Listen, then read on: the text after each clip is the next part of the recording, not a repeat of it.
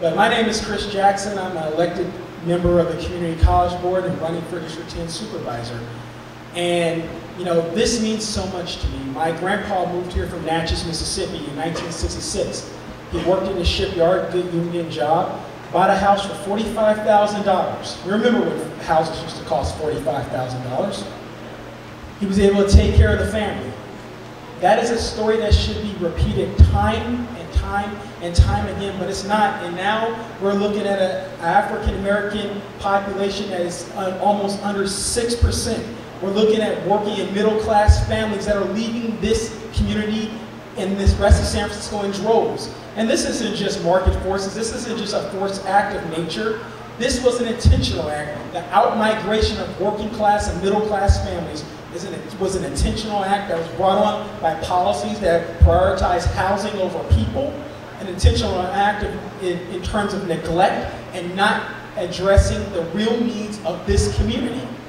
And if it was an intentional act that started this out-migration of working-class families, it's going to take an intentional act to bring working-class families back into this district and stabilize this district. As a member of the Community College Board, I chair the Budget Committee. I oversee a $200 million budget.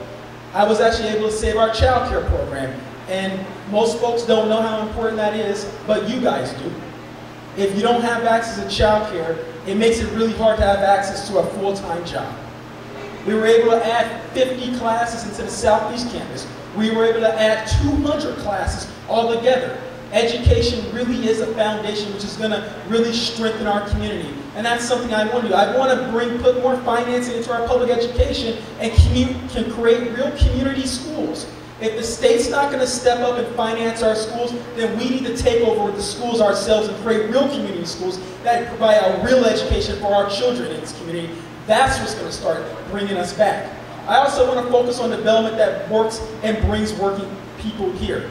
I don't want to just focus on housing. I want to actually bring back blue-collar, green-collar industrial jobs in this community. That's what the backbone of this community. When we had a working shipyard, I want to bring back a working shipyard. Did you guys know that we can have that shipyard working and employing people within the next 18 months if we started right now? Those are entry-level, real living wage jobs that provide folks with affordable health care, pensions, and family-supporting jobs and income in this community. That's what I want to bring.